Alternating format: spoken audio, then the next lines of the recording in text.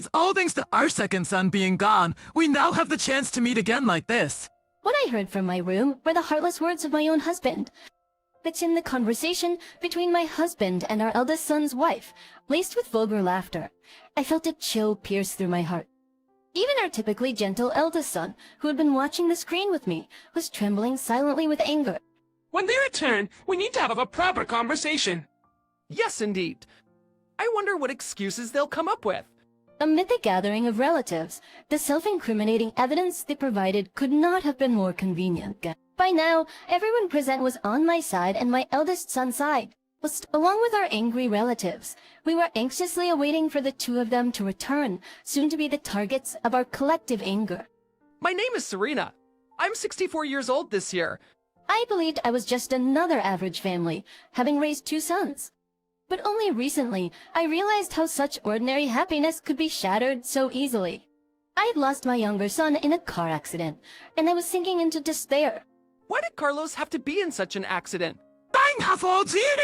Way, don't you think? How long are you gonna keep moaning about the past? Despite our son's sudden death in an accident, my husband harshly dismissed me with cold words. Moreover, even with the upcoming funeral, I felt my heart freeze as I saw my husband without a single tear in his eyes. At the signal of our eldest son coming to pick us up, I heard a single onk from outside. I put our pet cat in the cage and headed for the entrance. Who would have thought that Carlos would have been gone so soon? You too, Lucas. Every time, outside our way. You and your son are so depressing. Is it natural? I'd ask, how can you so calm? Father-in-law is just trying to send Carlos off with a smile, isn't he? That's right, that's exactly it. Even in the car, my husband's attitude didn't change. He said those words while laughing loudly, ha ha ha. Even the wife of our eldest son was smiling as she watched my husband. The two of them have this way of making remarks that grate on your nerves, even on a normal day. Usually I just let it slide, knowing their character from years of experience, but not today. The thought of a biological father's heartless words and my son's wife defending such words was unbearable. Considering how much our eldest son loved his younger brother, I slapped my husband's knee, who was sitting next to me, and pointed out, enough is enough. Despite our family's misfortune, how can you be so cheerfully indifferent? Past, we see was... Oh, wait, you want me to put on a gloomy face of Dursey? I'm just asking for some decency. We're not children, so don't be loud at the funeral home. No matter how old you get, you remain a nagging, strict wife. That's as if he could not let my words go unanswered. My husband retorted with childish insults, appearing agitated. Feeling the tension fill the car and realizing further discussion would be futile, I sighed, staring out at the window. I understood, as my husband said, that it wasn't necessarily better to cry or grieve.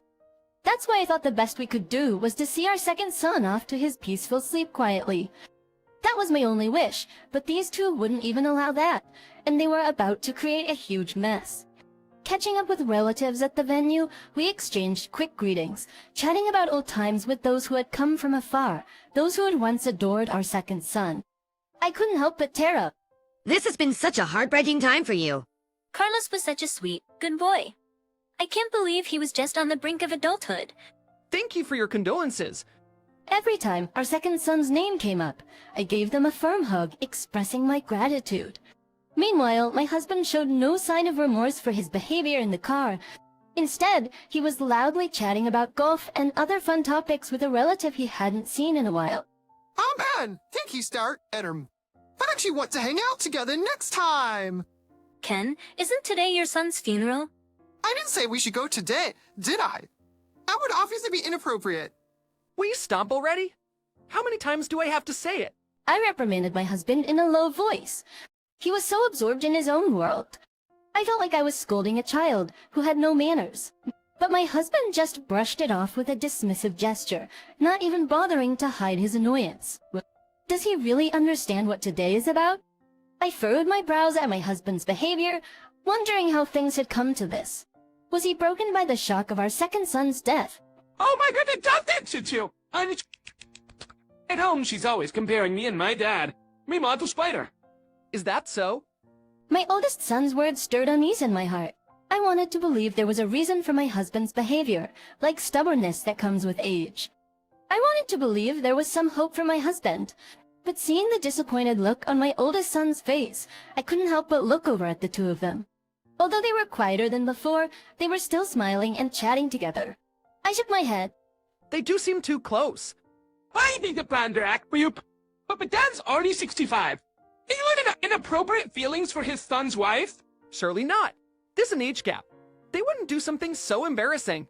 Bookingly, we continued to chat and laugh. Perhaps somewhere deep down, my son and I were hoping and reassuring each other that it was true, but despite our worries, the two of them continued to chat happily. During a break in the funeral, I noticed my husband heading toward the exit of the new when I went to the restroom. Following him, I saw my daughter-in-law by his side, just about to step outside. Hold on, you two. Where are you going? Oh, it's you. Ixpum. Parker Vita said she's not feeling well, so I thought I'd get some fresh air outside. Is that so? Are you okay, Margarita? Yes, I think I'll be fine if I rest a bit. After watching the two of them leave, I returned to my seat and whispered the situation to my eldest son. He seemed surprised that his wife was feeling unwell and that they had stepped out together. Oh, so that's why he borrowed the car keys. Wait, they went in the car? I wonder where they're going. Baby, they didn't worry us. They would have been hard to bring up with me in this state. Winking to his tear-stained eyes, my eldest son responded. I couldn't help but wonder if those two were capable of such thoughtfulness. Yet, I didn't pay much attention to it at the time, thinking it was simply their nature. However, when the two didn't even return when it was time for the meal after the funeral, we couldn't help but feel a sense of unease. How'd it go? Well, good. He'd asked my greatness. I tried calling them, but couldn't get through to either of them. I hope nothing serious happened. The oldest son had tried to reach out to them, but to no avail. I had sent an email myself, but there was no response. My eldest son's car hadn't returned, and we were at a loss each time a relative asked us about their whereabouts. They get so sick that they had to go to the hospital. If that's the case, they should at least let us know. They're not dogs or cats. They come home eventually. Cats. Oh, I wonder how our cat is doing. While talking with the relatives, I suddenly remembered the pet cat we had left alone in my room. I took out my mobile phone and activated the pet camera. For some reason, our cat was out of its cage, and I could hear someone's voice. Go! Upon hearing the unexpected human voice, I initially felt a chill as if a burglar had broken into our house.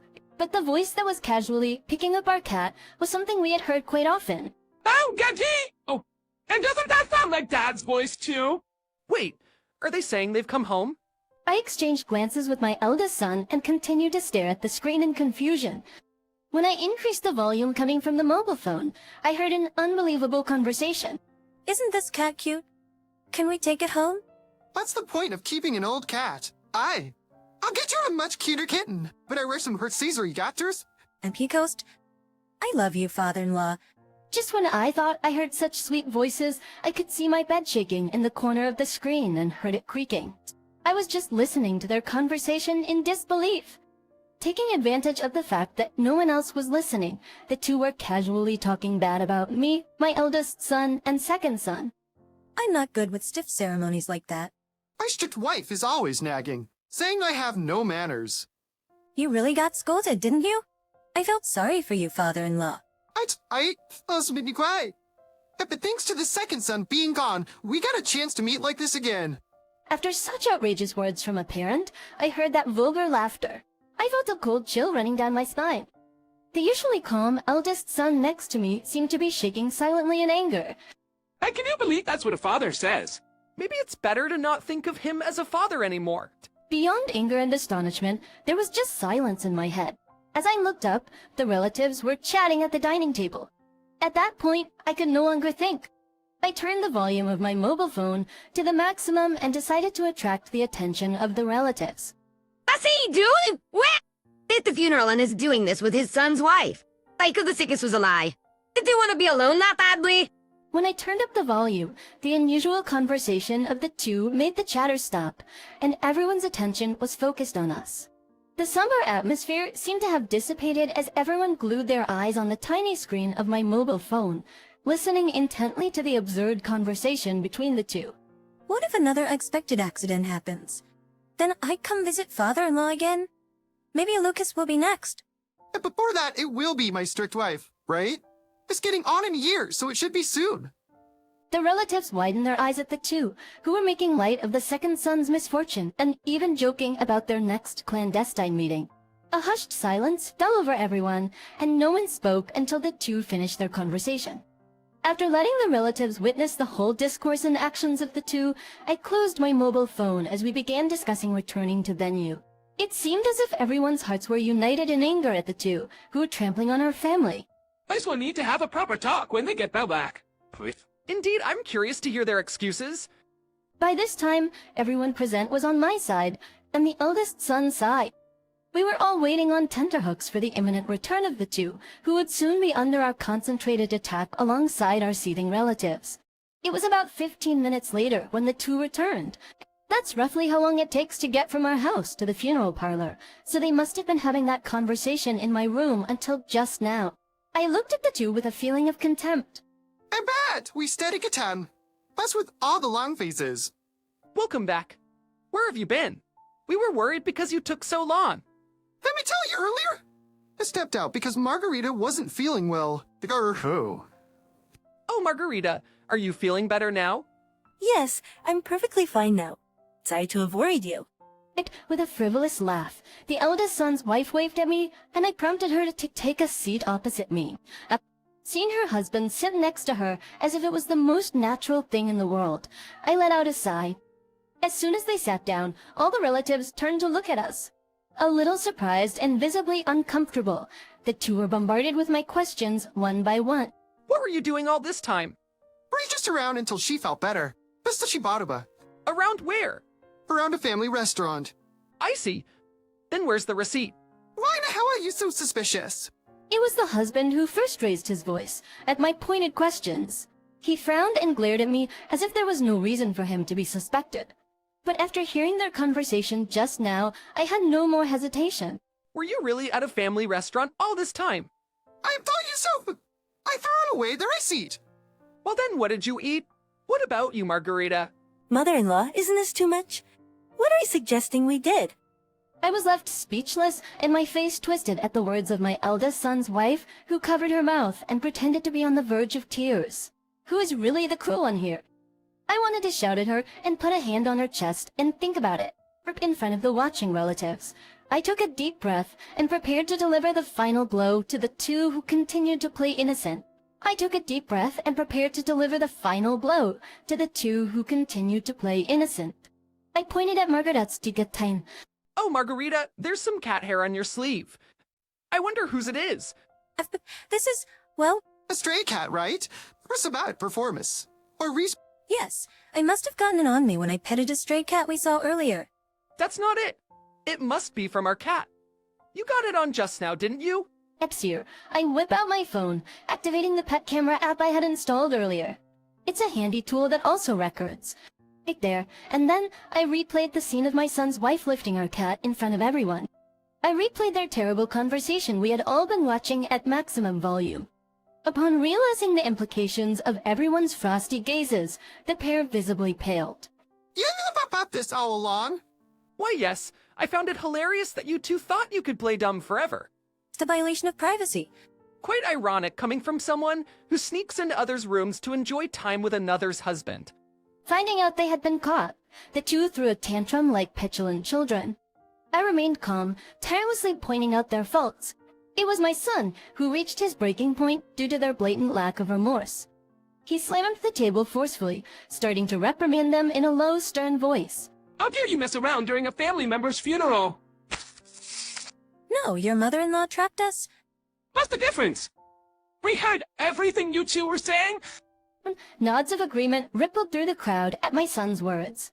No one here was going to defend them for wishing ill upon my son and me, even as a joke, just so they could meet privately. When I pointed this out, the two looked angrily at my son upon realizing the agreement among everyone present.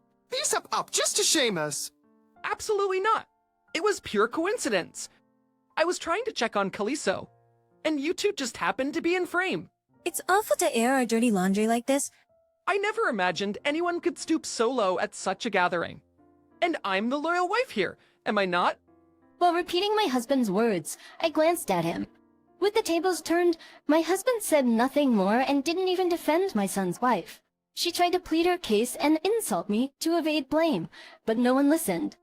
That's enough! I can't bear to be a family with someone like you, who can do such a thing. Are you saying you want a divorce? Of course! I keep... With that, my son calmly addressed his wife, who finally fell silent. She tried to scramble to her defense again, but he paid her no attention. As my husband, acting like an outsider, tried to comfort my son's wife, I cleared my throat. Do you think this has nothing to do with you? Where's my stem? How could you do this on the day we were bidding farewell to our son? You shamelessly lied and didn't even apologize until now. Oh, sorry! I can help it. Oh, need. I don't want an apology just from your lips. Let's divorce as well. My husband's face turned pale at my words. I wonder why he ever thought he would be unaffected. He had never taken care of his surroundings. Without someone to look after him, he'd struggle. I turned my back on my husband, who's lamely trying to apologize, and opened the room door. I don't want people who are about to become strangers staying here any longer. Please leave. To give us back the car keys. A voice demanded.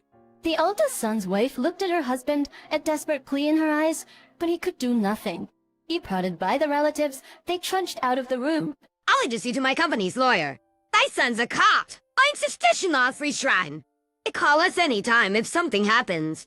What a shameless man, showing up at his son's funeral like this. The relatives gave us words of comfort, as if to protect us from the harsh reality. After the funeral, the couple were forced to sign divorce papers. My eldest son's ex-wife later ran to her own parents, begging for their help with the compensation negotiation for the divorce trial. She tried to play the victim as she did before, but her parents were understandably appalled. Now she's working day and night to pay the compensation awarded in the divorce trial. As for the ex-husband, it was discovered that he had drained his own savings, pouring everything into his former wife's wants. He was left penniless, and the family house was awarded to me as compensation. With the divorce settlement, the house became mine. Even so, there were too many painful memories associated with the house, especially my former bedroom, shared with the ex-husband and his former wife. So I decided to sell the house and move to a pet-friendly apartment. With the haughty ex-husband out of the way, I am now enjoying a tranquil life with my pet cat Calico. Being alone and free with my cat is far more comfortable than I expected. I didn't realize how stressed I was living with my ex-husband. After the divorce, my eldest son comes to visit me from time to time.